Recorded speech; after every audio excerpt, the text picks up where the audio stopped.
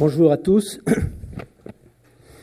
Je suis particulièrement heureux d'intervenir ce matin pour deux raisons. La première raison, c'est parce que, effectivement, pour nos communautés du logiciel libre, mais aussi, comme on l'a dit, sans esprit de fermeture, pour, je dirais, l'ensemble des communautés logicielles, c'est, je pense, maintenant un événement très important qui va avoir ses lettres de noblesse au niveau mondial.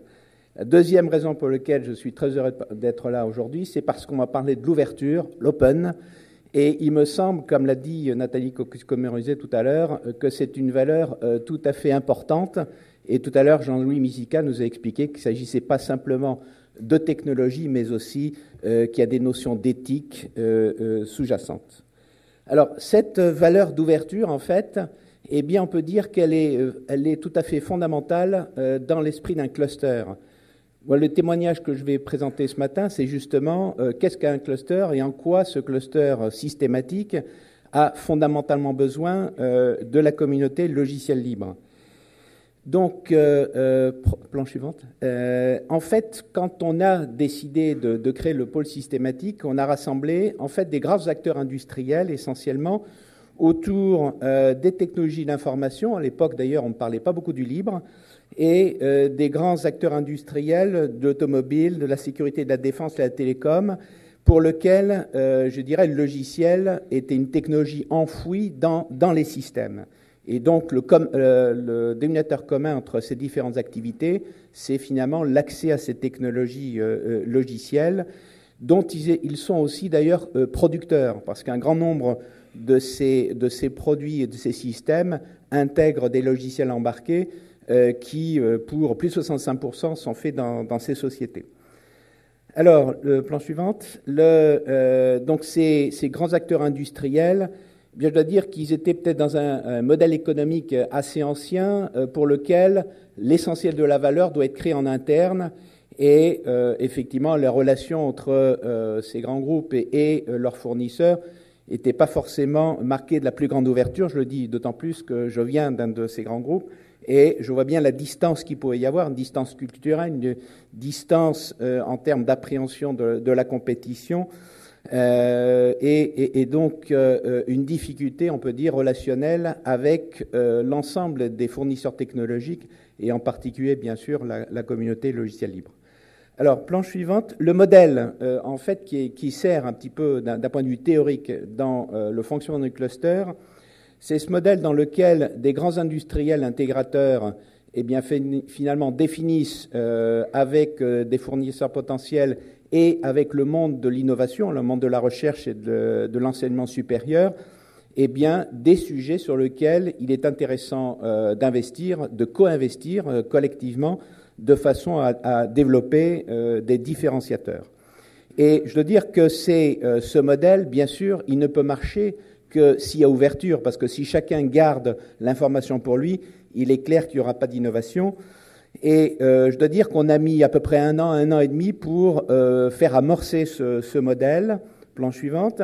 Et je dois dire que la grande satisfaction qu'on a eue, c'est que partant avec un nombre de PME relativement faible, puisque je crois qu'il y avait il y avait une quarantaine de grands groupes et 35 PME. Eh bien, finalement, le nombre de PME a cru de manière importante, au rythme de 40% par an. Et ces PME qui nous rejoignent, certaines sont dans le modèle, je dirais, logiciel propriétaire, d'autres dans le modèle logiciel libre. Et finalement, sans qu'il y ait je dirais, de problèmes particuliers. Et donc, pour moi, là, ce qui est très important, c'est effectivement le fait qu'on arrive par le jeu d'ouverture venant, je dirais, des différents acteurs, faire en sorte qu'on soit dans une logique gagnant-gagnant qui permet effectivement à toutes ces entreprises qui co-investissent eh bien, d'y trouver un avantage compétitif. Plan suivante. Alors, en quelques mots, là, c'est aussi pour remercier je dirais, nos sponsors qui sont l'État français, qui sont la région, qui sont la ville de Paris et d'autres collectivités territoriales, en particulier les départements. Eh bien, grâce à ces sponsors, on a pu finalement bénéficier de 400 millions d'euros de recherche collaborative et vis-à-vis desquels les entreprises, je dirais, en bandé dans un rapport de 3 euros investis par les entreprises pour 1 euro étatique, et ce qui a permis véritablement au pôle de véritablement émerger sur différentes thématiques qui sont indiquées ici, planche suivante. Et là-dedans, alors je voudrais souligner le dynamisme particulier, je dirais, la communauté logicielle libre, qui d'abord était présente dans chacun des groupes thématiques, mais sans qu'il y ait une réalité affirmée. En 2007, on a souhaité, dans Systématique, donner une grande visibilité au logiciel libre en créant un groupe de travail particulier, qui est d'ailleurs celui qui a à l'origine pensé cet Open World Forum, extrêmement active et qui, à certains égards, bouscule un petit peu les habitudes je dirais, des grandes entreprises. Donc, vous voyez, cette communauté qui fait aujourd'hui 100 membres, en fait, est en croissance. Et ce qui est intéressant, c'est de voir que dans cette communauté, de plus en plus, on a aussi des grandes entreprises qui comprennent l'intérêt et qui participent maintenant à cette communauté. Il me semble que dans les grands enjeux, d'ailleurs, que nous avons collectivement, on a parlé tout à l'heure du cloud computing, je pense que maintenant, dans l'esprit de personne, il viendrait l'idée de créer un cloud computing sans l'utilisation large de technologies provenant du monde open source. Planche suivante. Alors ça m'amène à la considération suivante importante. Systématique, c'est un pôle essentiellement industriel et qui a besoin de technologies. On n'est pas forcément les plus orientés sur les applications, on laisse ce soin à nos amis de Cap Digital, mais nous, on est beaucoup plus sur les technologies génériques qui sont fondatrices dans le domaine de technologie de l'information.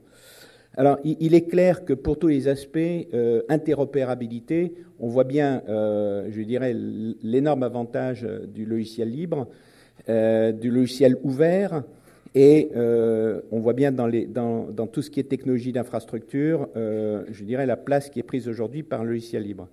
Un deuxième sujet qui est extrêmement important pour les acteurs de Systématique, c'est les outils de développement.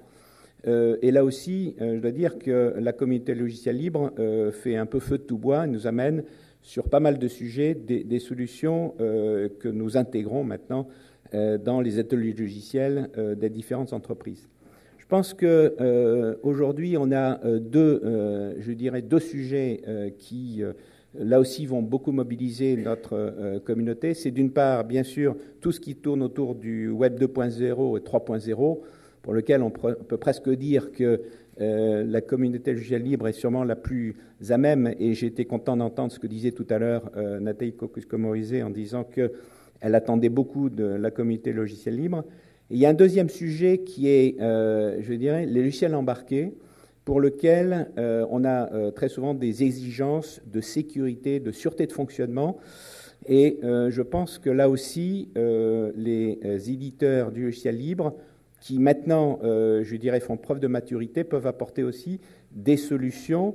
Et j'insiste sur ce point-là parce que pour un grand nombre de grands systèmes, la maîtrise des logiciels embarqués est une question tout à fait clé.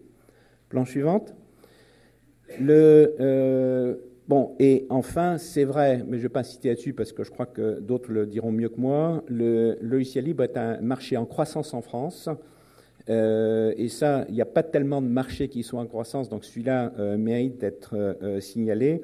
Et comme on le rappelle, les valeurs essentielles de collaboration, de productivité et d'interopérabilité sont au cœur de ce marché.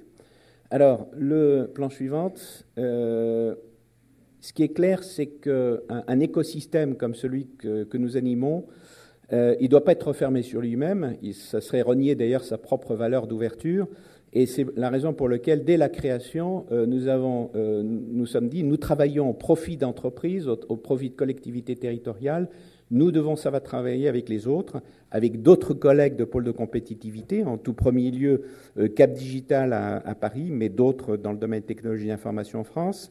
En Europe, je crois qu'on fait un effort important en ce moment pour essayer de mailler l'Europe. Je voudrais signaler d'ailleurs à cet égard la communauté de la connaissance, European Institute of Technology, dans lequel notre cluster ainsi que d'autres, comme Cap Digital, sont maintenant partie prenante, et ce qui permet permet d'avoir maintenant une liaison très organisée avec des écosystèmes à Berlin, à Stockholm, à Helsinki, à Eindhoven. Et l'idée, c'est que ce réseau puisse à la fois se durcir et d'autre part se déployer plus largement. Et enfin, bien sûr, on est ouvert sur le monde.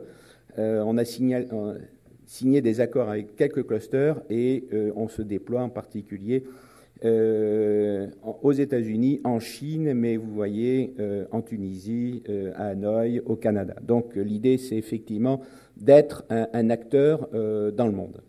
Plan suivante.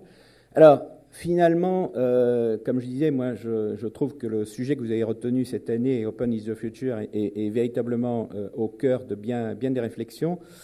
Et pour moi, rien n'est plus ouvert aujourd'hui qu'Internet. C'est pour ça que j'ai retenu cette photo. Parce qu'effectivement, dans le monde dans lequel on est obligé de prendre en compte, je dirais, ce phénomène de disponibilité de communication. Encore faut-il savoir l'utiliser intelligemment.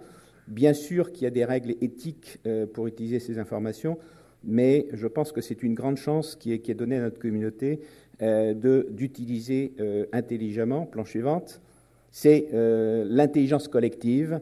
C'est véritablement une valeur qui nous paraît totalement fondatrice et que votre communauté reflète bien.